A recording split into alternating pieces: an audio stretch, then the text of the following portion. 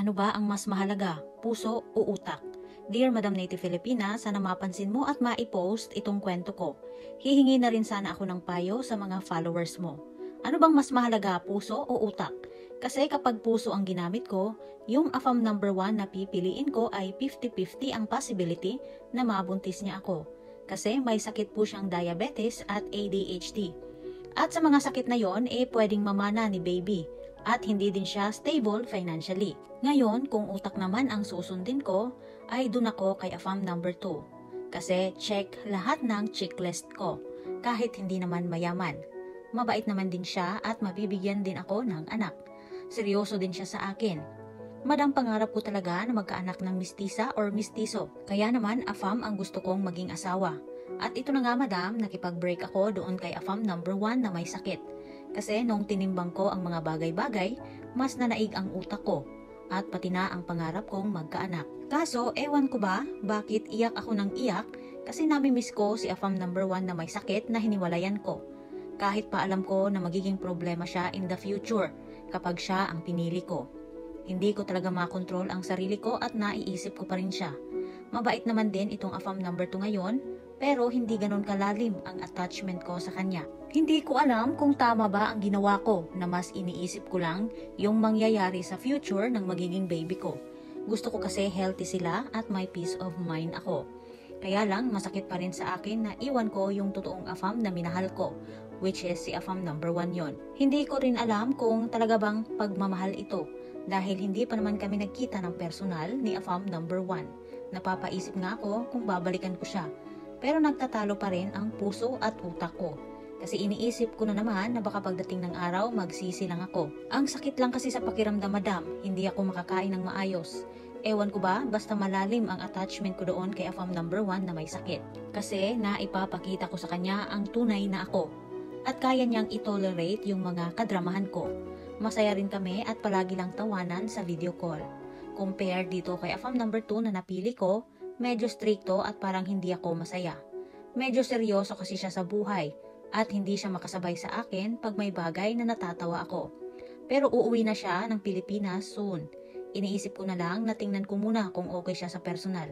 Kasi baka naman nahihibang lang ako dahil na-inlove ako talaga kay AFAM number 1. Dahil palagi kaming magkausap noon for 1 year na inabot ang LDR namin. Pero kapag hindi ko feel itong healthy AFAM na si number 2, makikipag-break ako in person. Mahal ko pa nga talaga yata yung hiniwalayan kong may sakit. Ang dali kasing mag-decide na gamitin ang utak. Pero kapag puso ang nanguna, sobrang hirap pala. Matalino akong tao, in fact, lisensyado akong guro. Pero bakit ganito? Nagiging tanga ako sa pagpili at mas nanaig pa rin ang puso ko. Hindi ko maturuan ang puso ko pero magaling akong magturo sa klase. Araw-araw madam na naiisip ko si AFAM number 1 ay bigla na lang akong napapaluha. First AFAM ko kasi siya naka-LDR. Dapat sana'y magkikita na kami. Kaso nakipag-break ako sa kanya. Eto, may bago nga ako. Pero si AFAM number 1 pa rin ang nasa puso ko. Ewan ko ba madam, iniisip ko tuloy balikan ko na lang si AFAM number 1 at mag-sorry sa nagawa kong pakikipag-break. Pero nga, ang daming what if sa future. At ang hirap magdesisyon. Ano ba dapat, puso o utak? Sana mapayuhan mo ako madam. At gulong-gulo na ako. Thank you so much and more subscribers sa page mo. God bless you. Pahabol pa pala madam. Kaya ako nakipag-break kay AFAM number 1 na may sakit kasi ayokong masayang yung pera niya sa akin sa pagpunta niya sa Pilipinas. Tapos sa huli, hihiwalayan ko din naman. Kasi ramdam ko sobrang minahal niya ako. At hindi naman ako ganun kamanhid para saktan siya at paasahin sa wala. Ngayon, naguguluhan ako kung tama bang nakipaghiwalay ako sa kanya at mas pinili ko itong bagong AFAM number 2 na alam kong magkaka-peace of mind ako dahil stable siya at healthy. Hindi kasi ako ganun ka-attracted dito sa bagong AFAM madam. Kasi sa totoo lang, mas pogi yung unang AFAM to be honest lang. Kaya isa pa siguro yan sa dahilan bakit mas attached ako doon kay number 1. Sana mapayuhan mo ako at maraming salamat po. Hello Madam Letter Sender, thank you for sharing your story. Sana makatulong kami at least para gumaan ang pakiramdam mo. Okay, diretso na tayo. Para sa akin, you're on the right track. Oo, mahirap kalabanin ang puso pero kailangan. Dapat mas manaig pa din ang utak. Kasi ang utak matalino, samantalang ang puso kung minsan ay nakakatanga. Hindi sa lahat ng panahon kailangan sundin ang silakbo ng damdamin, lalo na't alam ng utak natin na mali ang sinisigaw nito. Gusto kong sabihin sa iyo madam na tama lang ang desisyon mo. And yes, matalino ka kasi mas pinili mong tahakin ang tamang daan kahit ikaw ay nasasaktan.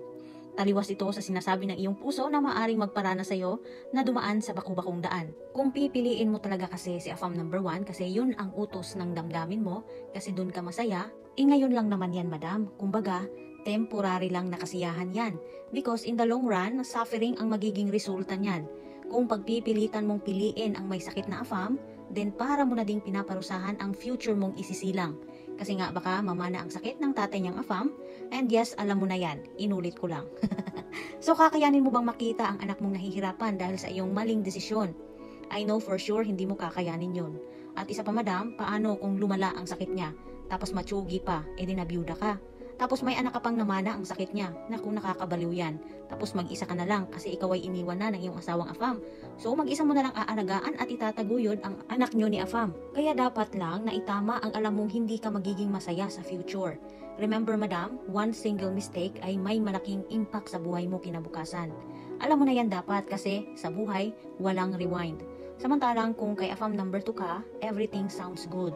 Maliban na lang sa sinabi mong masyado siyang seryoso at hindi makasabay sa'yo.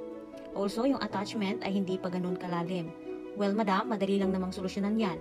Kung gusto mong maging happy lang ang usapan nyo ni AFAM, then why not be honest sa feelings mo sa kanya? Na medyo hindi ka pa ganun kakomportable sa kanya kasi medyo seryoso siya. Malay mo naman, baka magbago siya. At may tinatago din palang fun side. Dapat madam, kung ano yung ugaling pinapakita mo kay AFAM number 1 noon, ay dapat ganun din ang gagawin mo kay AFAM number 2. Para naman matansya mo kung gaano talaga siya kaseryoso sa'yo at hanggang kailan ang tatagal niya na itolerate yung mga kadramahan mo, o diba? Alam mo madam, sa totoo lang no, hanggat hindi ka patapos kakaiyak dyan kay AFAM number 1, talagang mahihirapan ka pang mag-focus kay AFAM number 2 at hindi mo pa talaga makikita lahat ng good side niya. Understood ko naman na nahihirapan ka pa ngayon, pero lilipas din naman yung feelings na yan. Lalo na kapag nagkita na kayo ni AFAM number 2 ng personalan. Make good memories with AFAM number 2. Give him chance na maipakita niya sa'yo ang kanyang good intention. Palagi mong iisipin na siya ang pasok sa criteria na hinahanap mo, na siyang makakapag-fulfill ng pangarap mo. Fast forward, kung hindi din naman kayo magkagustuhan ni AFAM number 2 sa personal, iwag mo pa ding balikan si AFAM number 1. Mag-move on na lang at maghanap ng panibagong AFAM. So ganito na lang mga madamdamin ha, lesson learned itong kwento ni Sender, na kung ang mga nakakausap niyong AFAM online ay hindi tugma sa hinahanap niyong ideal man, edi wag niyo na lang pagpatuloy na kausapin kasi sa huli, parehas lang din kayong masasaktan. Bakit niyo pa patatagalin kung alam niyo namang walang patutunguhan? Please lang, wag nang patagalin kasi pag habang tumatagal yan, tumitindi din ang kapit niyan. So ang ending niyan ay iyakan lang.